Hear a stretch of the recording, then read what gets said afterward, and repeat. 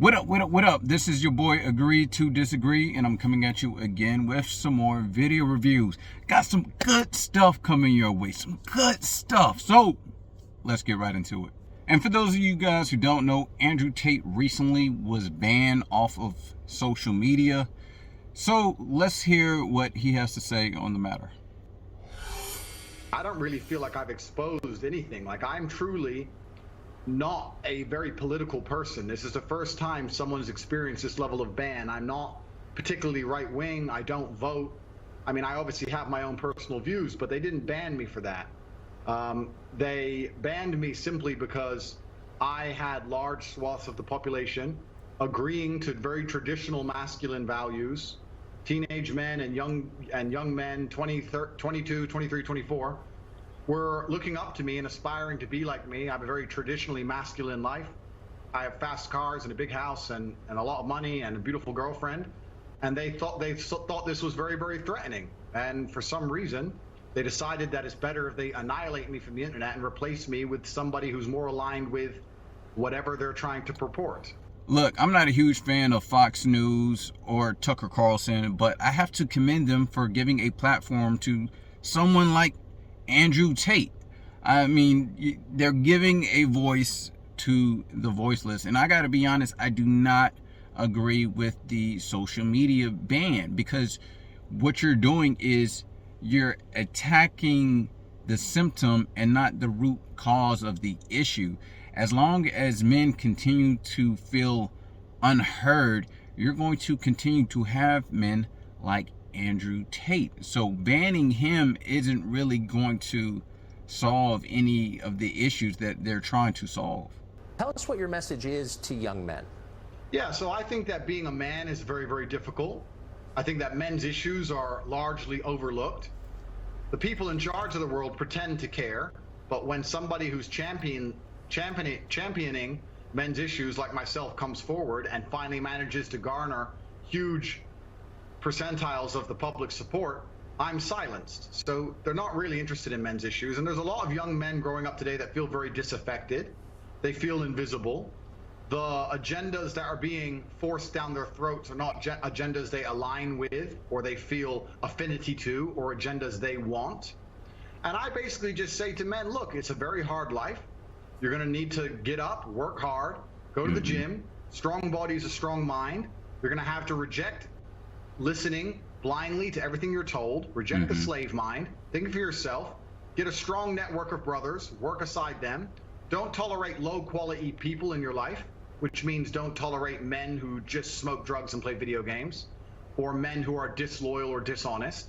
By extension, don't tolerate women or girlfriends who are disloyal or dishonest, and try and build and create a reality full of high quality people in which you can resist the programming that the Matrix tries to influence you with, and grow up truly happy. And what happens is, when I say these things, they ignore 95% of what I say. They ignore me saying that you need to avoid low quality men, and they take the bit where I say avoid women who are dishonest, and then they put it on a reel, a very short 3 or 4 second clip, and then they say I'm a misogynistic person and I'm dangerous to women and I need to be banned. The problem is that the majority of young men in the world today are completely invisible, and social media has made them invisible. If you go into an Instagram feed, you have extremely beautiful women, which is fine. They're beautiful, they're allowed to take pictures. But the only men who have followers are men with massive social status, right? Men with Ferraris and money, or rappers, or people who have YouTube channels, interesting people. If you're a normal man with a normal job, you don't really exist in the online world. It's very difficult to get followers. Nobody replies to your DMs. You don't really matter. You don't have access to the sexual marketplace. It's very difficult for you to even get any kind of recognition that you're even alive. And a lot of men feel lost and lonely because of that. And I was championing, to a degree, their issues by saying to them, look, that is unfair perhaps, but that's the way the game works. You need to become a man of importance. You need to become a man of influence, or you're going to suffer the pain of being invisible forever. Here is how you do it. I wasn't trying to change the rules of the game. I was just telling the men how to win, because I came from nothing and I'm completely and utterly self-made. And I think the reason a lot of men are so depressed is because they feel invisible. They feel like life is too hard. Women expect me to be strong and smart and funny and interesting with a nice apartment and a fast car and tall and well connected and funny, and it's just too much for them to handle. And the social pressure on men is absolutely immense. And I was championing their issues. And at the same time, all these social media platforms pretend to care. As soon as somebody they resonate with stands up and champions their issues, they mass blanket ban me, which shows they have absolutely no care for the young men of the world today. They think that by banning me, I'm just going to vanish and the young men are just going to go and start eating the gruel that they're fed on their YouTube feed. They don't want to read. They don't want to see transgender people wear makeup. They don't want to see that. They want to see a man who has a bunch of money and a nice life and some fast cars and is strong and is confident. They want an action hero. And that's something that large portions of the world still want to be. And YouTube and social media platforms obviously just don't like the idea of that. They want to get rid of me and try and replace me with something they see as far more malleable, trying to create people which are more malleable and more easy to program and more easy to control. Listen, I know I give Andrew Tate a lot of flack for some of the statements that he has made. I certainly do not agree with everything that man says, but everything he just said here has a lot of validity to it. Society does not care about men's issues. When men are going through things or they're having problems, what does society tell us? They tell us to man up. They tell us to deal with it. But what they don't do is tell us how to overcome those issues. I started making videos like this because I was a young man who didn't know how to overcome certain issues when it comes to just being a man. I knew certain aspects of how the world works, but I didn't understand why. I didn't understand why I needed to be assertive. I didn't understand why women kept going for the bad boys and rich guys.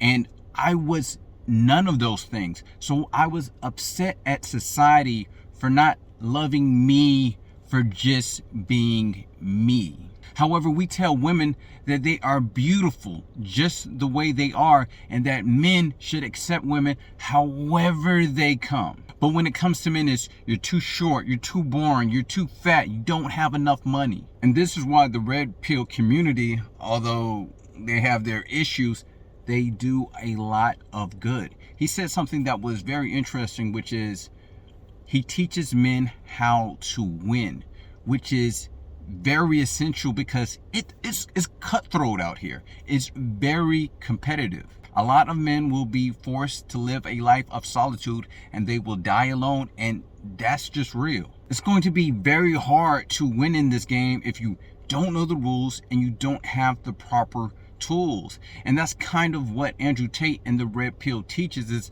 you can't go around in life thinking that, oh, just because I'm a good person, I deserve love or women should love me. No, that's not how it works. You have to be confident. You have to be assertive. You have to be ambitious. You have to get your money up. At that point, then you will be useful to society. That will not only give you a purpose in life, but at that point, then women will find you attractive. Men don't produce babies, so we don't have inherent value. We have to build our value. You remember in the movie Titanic, it was save the women and children and leave the men to die. But if you notice, some of the high value men were able to make it on those lifeboats. Society, whether they want to admit it or not, are completely okay with letting low value men die off and be alone.